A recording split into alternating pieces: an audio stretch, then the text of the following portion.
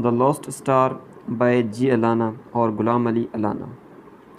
Class first year में गुलाम अली अलाना की poem सबसे लास्ट में हमने पढ़ी थी, जो कि I had reached your doorsteps थी। और क्लास सेकंड ईयर में भी ये पोइम सबसे लास्ट में गुलाम अली अलाना की ही है।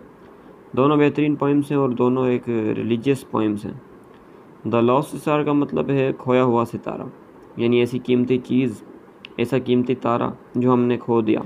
जी अलाना के बारे में थोड़ा सा बात करते हैं दोस्तों।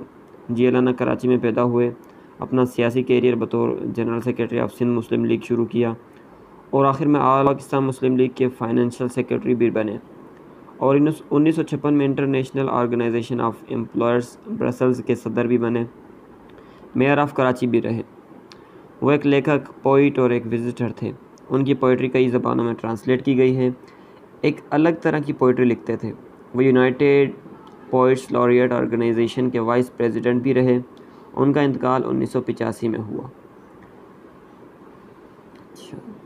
ये आखिरी पोइम है क्लास सेकेंड ईयर की और अल्हम्दुलिल्लाह इस चैनल पर फर्स्ट ईयर और सेकेंड ईयर के हवाले से तमाम पोइम्स सिवाय 2 पोइम्स के अपलोड नहीं हुई हैं। इंशाल्लाह वो भी बहुत जल्द अपलोड कर दी जाएंगी।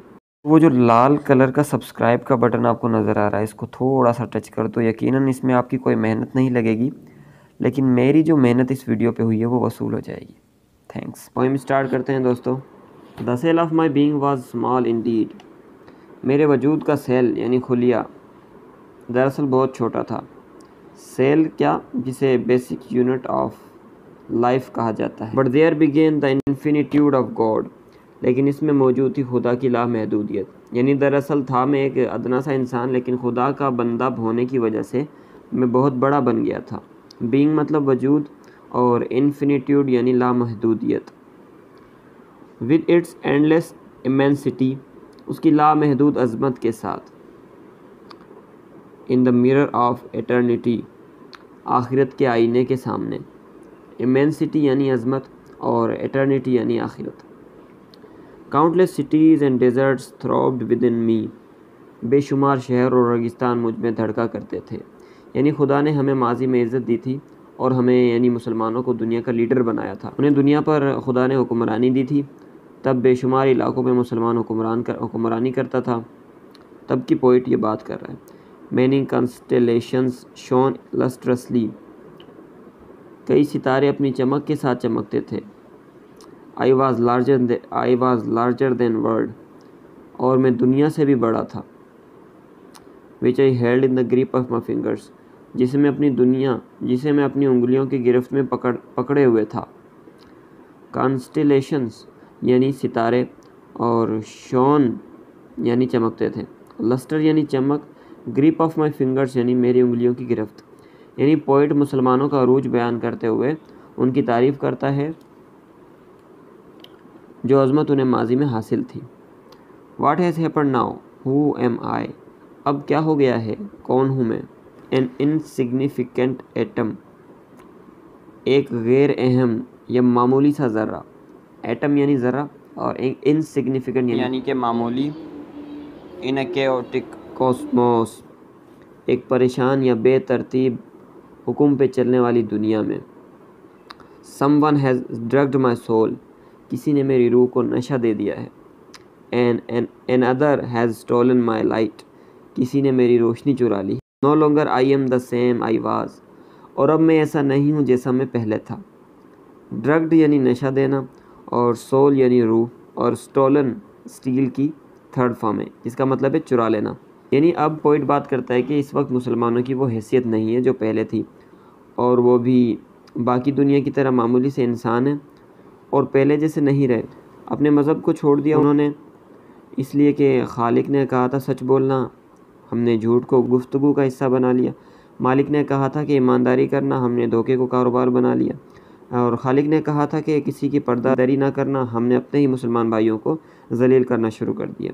रब ने कहा था मेरी रस्सी को मजबूती से पकड़ना और फ़िरका फ़िरका मत होना, हमने सालों साल रब के आगे झुका न देखा और छोटी छोटी टोलियों में मुनकसिम हो गए। जब ये सब किया तो हम बेहैसियत हो गए, जबकि खुदा ने हमें रहनुमा बनाया था इस दुनिया का। तो पोइट उसके बारे में ही बात कर रहा है कि अब जैसा मैं पहले हुआ करता था वैसा नहीं हूँ।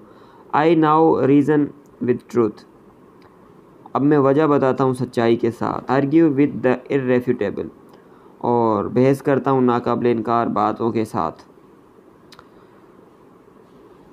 Blur with doubt the mirror of reality, और बात करता हूँ जो हकीकी आईने को शक के साथ धुंधला कर देती है। Demolish the image of the Almighty, और खुदा के तसव्वुर को डेमोलिश करता हूँ। इस लाइन को आप खुद ही देख लीजिएगा, इसका मैं ट्रांसलेट नहीं कर सकता। आगे बढ़ते हैं।